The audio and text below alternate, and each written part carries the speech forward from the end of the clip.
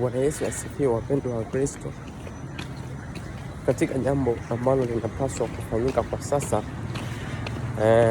miongoni mwa mambo makuu kabisa kwa wakati tulionao yanayopaswa kufanyika ni jambo la matengenezo.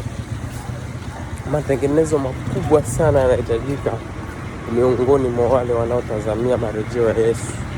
Matengenezo makubwa sana yanahitajika, na inahitajika juhudi kubwa sana na bidii hali ya juu wale wote ambao wanamtazamia Bwana kurudi katika mawingu ya mbinguni. Muda ni mchache, muda unasonga, na watu wa Mungu bado wakiwa wanazidi kuchelewa. Kwa hiyo jitihada kubwa zinahitajika kwa wale ambao wanatazamia marejeo ya Yesu Kristo. Ujumbe kwetu wa Sabato ni kwamba tusifurahie kutangazwa kwa sheria ya Jumapili, kwa sababu kitendo cha kutangazwa kwa sheria ya Jumapili kitakuwa ni kwamba mlango wa rehema umefungwa kwa upande wetu sisi wa Sabato. Kwa hiyo mlango wa rehema unapofungwa kwetu sisi wa Sabato ni kwamba wa Sabato hatuna chetu. Kwa hiyo kabla ya kutangazwa kwa sheria ya Jumapili, msabato unatakiwa kuwa umeshajitakasa, umeshajiandaa kwa ajili ya kuingia katika dhahama ya mateso ya mnyama.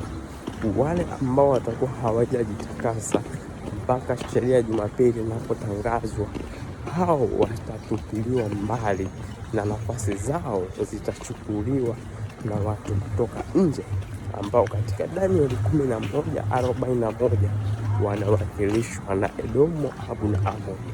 Anasema nchi nyingi zitapinduliwa, yaani watu wengi watapinduliwa kutoka katika makanisa, lakini wengine wataokolewa kutoka katika mikono ya upapa.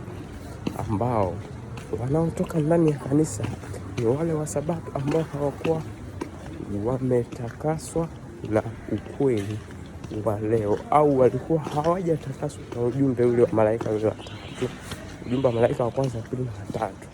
Kwa hiyo wakati pepeto linapopita ndani ya kanisa, wanatupiliwa nje ya kanisa na nafasi zao zinachukuliwa na akina Edomu, akina Moabu na akina Amoni, ambao hapo kwanza hawakuwa wacha Mungu, lakini mioyo yao inapopokea ujumbe inaupokea na inautii na kutendea kazi ujumbe huo. Hii ndio tafakari yangu ya leo.